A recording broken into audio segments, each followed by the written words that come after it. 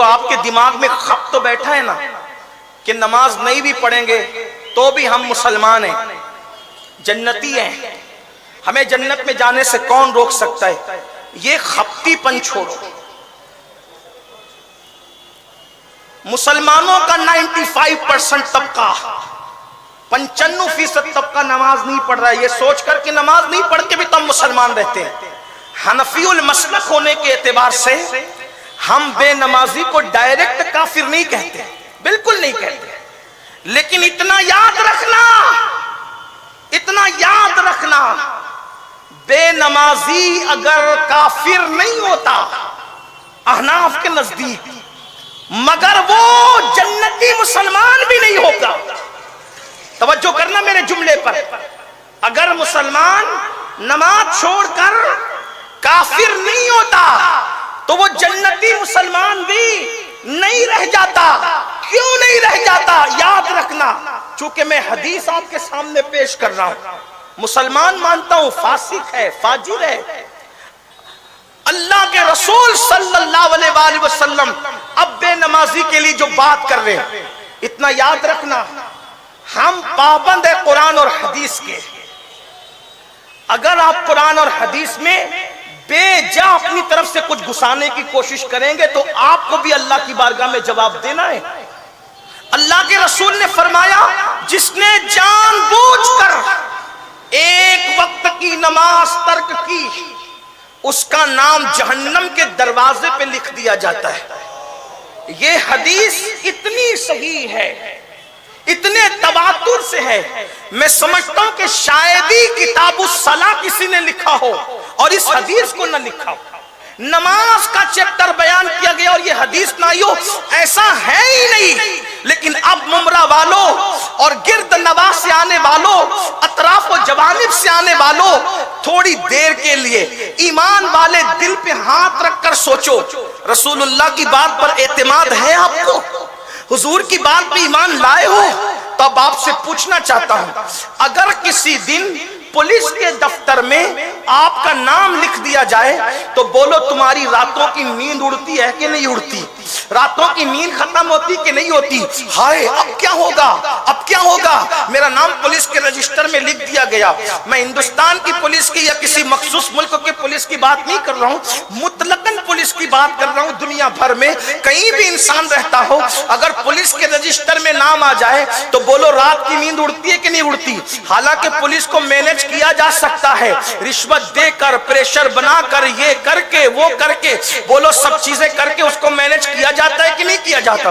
لوگ مینج کر لیتے ہیں۔ اللہ اکبر، جو پولیس رشوت سے دب جائے، بڑے مرتبے والوں سے دب جائے، جو ہے وہ مینج ہو جائے، ان کے دفتر میں نام لکھا گیا تو تم اتنا ڈر رہے ہو کہ راتوں کی نیند چلی گئی؟ اللہ اکبر، نماز کو ترک کرنے والوں، تمہارے اور میرے سچے نبی نے فرمایا نماز چھوڑو گے تو تمہارا نام جہنم کے دروازے پہ لکھا جائے گا۔ یہ سن کر بھی اگر آپ کے کانوں پر جو نہیں رینگتی تو کس ٹائپ کے مسلمان ہو اور کون سے مسلمان ہو؟ مسلمان تو وہ ہے نبی نے جو فرما دیا اس پر وہ آنکھ بند کر کے ایمان لایا۔ بتاؤ، روزانہ 5 مرتبہ تمہارا، تمہاری بیوی کا، تمہارے بچوں کا، تمہارے پورے گھر کا نام نماز نہ پڑھنے کی وجہ سے جہنم کے دروازے پہ لکھا جا رہا ہے۔ حدیث کو کھیل سمجھ رکھا ہے، مذہب کو تماشا سمجھ رکھا ہے۔ اپنی طبیعت کے غلام بننے والوں، یہاں چاہے جو کچھ کر لو لیکن اللہ کے یہاں کچھ نہیں چلے گا۔ پولیس کے رجسٹر میں نام آیا، اتنا بے چین ہو گئے وہ مینج ہو جائے گی، لیکن اللہ نہ وہاں نسب دیکھا جا رہا ہے، نہ خاندان دیکھا جا رہا ہے، نہ قبیلہ دیکھا جا رہا ہے، نہ خطہ دیکھا جا رہا ہے، اللہ اکبر، نہ ڈگریاں دیکھی جا رہی، کچھ نہیں دیکھا جائے گا۔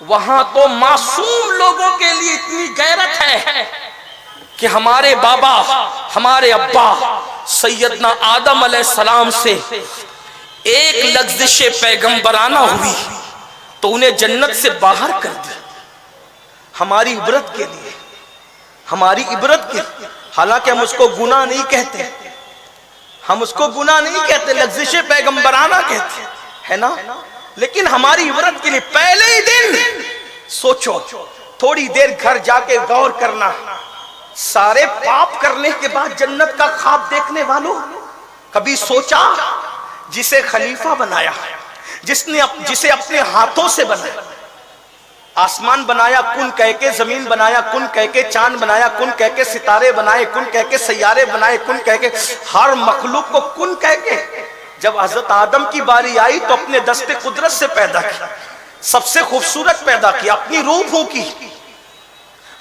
پھونکی، جنت میں بنایا، فرشتوں کو سجدے کروایا، اور ایک لغزش پیغمبرانہ ہوئی تو ہماری عبرت کی خاطر جنت سے نکال دی۔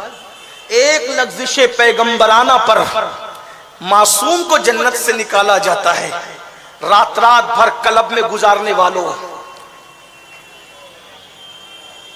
کرسمس کے موقع پر ڈانس کرنے کے لیے جانے والوں، پوری رات زنا کے مناظر فلموں کی شکل میں اپنے موبائل کے اندر نرم گدوں پر لیٹ کر کے دیکھنے والوں، ہفتے بھر مسجد کا منہ نہ دیکھنے والوں، اللہ کا منادی 5 بار روز آواز لگاتا ہے، حی علی الصلاۃ، آؤ نماز کی طرف، حی علی الفلاح، آؤ کامیابی کی طرف، روزانہ فجر میں کہتا ہے الصلاۃ خیر من النوم، نیند سے بہتر نماز ہے۔ کون جواب دیتا ہے اس مؤذن کو؟ وہ مؤذن نہیں ہے صرف جو تم 5-10 ہزار پہ رکھتے ہو، تمہیں نہیں پتا کہنے کو مؤذن ہے، لیکن وہ اللہ کا منادی ہے، اللہ کا منادی ہے، وہ اللہ کی طرف سے اعلان کر رہے آ جاؤ۔ کتنے لوگ آتے ہیں؟ سوچو غور کرو۔ حضرت سیدنا یونس علیہ السلام اللہ کی اجازت کے بغیر، توجہ کرنا، معصوم لوگوں کے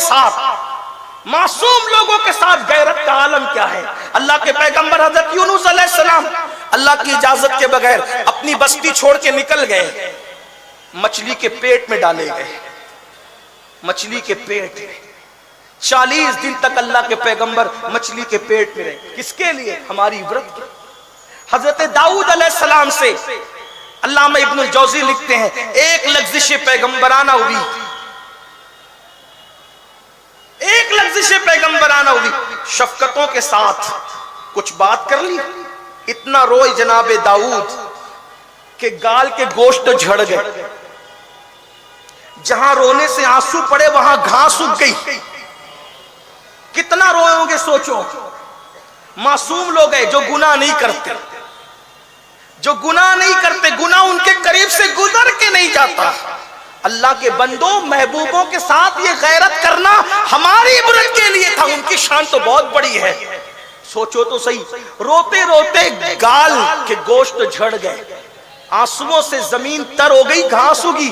پتہ ہے ایک دن کہتے ہیں ذرا میرے آنسو تو دیکھ لے، توجہ، میرے آنسو تو دیکھ لے، کتنا رویا تیرے لیے۔ کیا جواب آیا پتہ ہے؟ اپنا رونا تو یاد ہے، اپنی لغزش پیغمبرانہ بھول گئے۔ یہ غیرت ہے۔ جب معصوموں کے ساتھ یہ انداز ہے غیرت کا، تو مجھ جیسے اور آپ جیسے مجرموں کے ساتھ کیا انداز؟ اس کی رحمت سے مایوس بھی مت ہونا، لیکن اس کی غیرت پر بھی تو توجہ کرو۔ کتنے گناہ کرو گے؟ اللہ کے سچے نبی صلی اللہ علیہ وسلم نے فرمایا جان بوجھ کر نماز چھوڑنے والے کا نام جہنم کے دروازے پہ لکھ دیا جاتا ہے۔ اور دوسری بات، پھر آپ سوچو گے مولانا آپ کیا اتنا ڈرا رہے ہیں؟ لوگ کہتے بھی ہیں۔ ایک مرتبہ میرے ساتھ ایسا، میں کوئی قصہ نہیں بیان کر، میں تقریر کر کے نیچے اترا، ایک صاحب مجھ سے لڑ پڑے کہ تو لوگوں کو اتنا ڈراتا کیسے؟ کیا اللہ کریم نہیں؟ میں نے کہا کریم ہے اسی لیے تو ڈرا رہا۔ ہر نبی ڈرانے کے لیے آیا تھا، اللہ کے رسول کو بھی کہا گیا ڈراؤ، یا ایھا المدثر قم فانذر، اے کمبل اوڑھنے والے بالا پوش اٹھو اور ڈراؤ۔ حضور ڈرانے کے لیے آئے۔